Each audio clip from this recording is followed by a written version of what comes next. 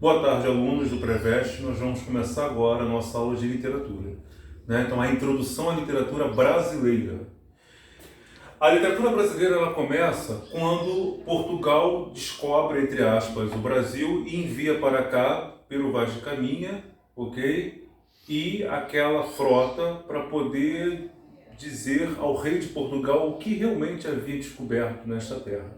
Então, o primeiro registro do Brasil, né, é a Carta de Pero Vaz de Caminha, correto? Essa carta foi escrita para que o rei de Portugal pudesse ter ciência do que havia aqui, que terras foram essas que foram, entre aspas, descobertas, tá? Mas, antes disso, em Portugal já havia o trovadorismo e o classicismo. Trovadorismo foi na Idade Média, o classicismo ali no início de 1500, ok? Quando o Brasil estava sendo colonizado, na verdade, né? Estava sendo descoberto. Então, trovadorismo e classicismo foram duas escolas literárias que não aconteceram no Brasil. O Brasil, na verdade, começa com a literatura de informação, como eu havia falado no início. Ou seja, quando Pero Vaz de Caminha escreve uma carta contando ao rei de Portugal sobre a nova terra descoberta. Depois, Portugal decide o quê? Colonizar o Brasil. Então, vem para cá quem? Os padres jesuítas. Entre eles, o padre José de Anchieta e o padre Manuel de Nóbrega. Tá? Foram os dois padres jesuítas mais importantes da época. Eles vieram para cá com a missão de quê? De colonizar e de catequizar os índios. Ok? E Padre Anchieta ele descobriu uma maneira muito eficaz de querer colonizar os índios.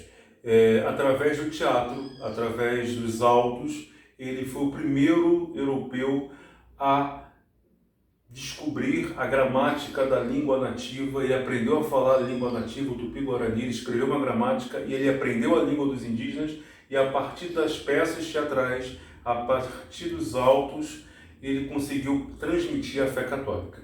Tá? É chamada de literatura jesuítica porque vem dos jesuítas, né?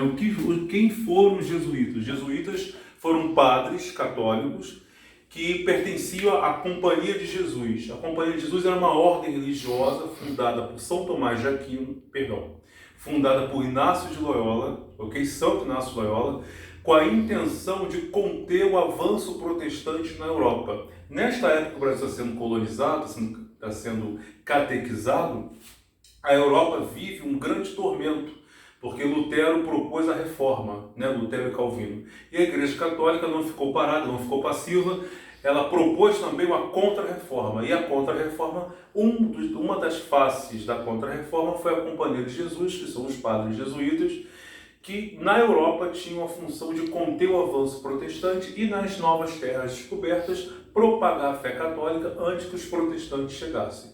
Por isso que eles são chamados de jesuítas, porque eles pertencem à Companhia de Jesus, que foi uma congregação fundada por Santo Inácio de Loyola no século XVI.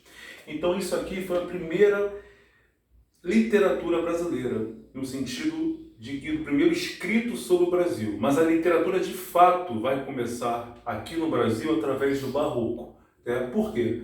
Porque nessa época aqui não havia essa tríade, né? A obra, o autor e o leitor. Não havia isso. Isso aqui, a literatura de informação, que era a Carta de Pero Vaz de Caminha e outros diários de bordo, foi para Portugal, apenas para dizer como é que é a terra. Aqui os índios não liam, então as peças eram escritas para serem decoradas e encenadas. O objetivo aqui era um objetivo catequético. Quem não é católico não entende. Catequese é a pedagogia que a igreja tem católica de ensinar os seus ensinamentos, ou seja, de ensinar a sua doutrina, correto? Então tinha um caráter pedagógico. Não havia literatura de fato. O que eles queriam realmente era converter, entre aspas, os indígenas. Ok? E a literatura começa mesmo em 1600, a partir do Barroco, que vem Gregório de Magnos e um outro padre muito famoso, que é o padre Antônio Vieira, que é assunto para a próxima aula.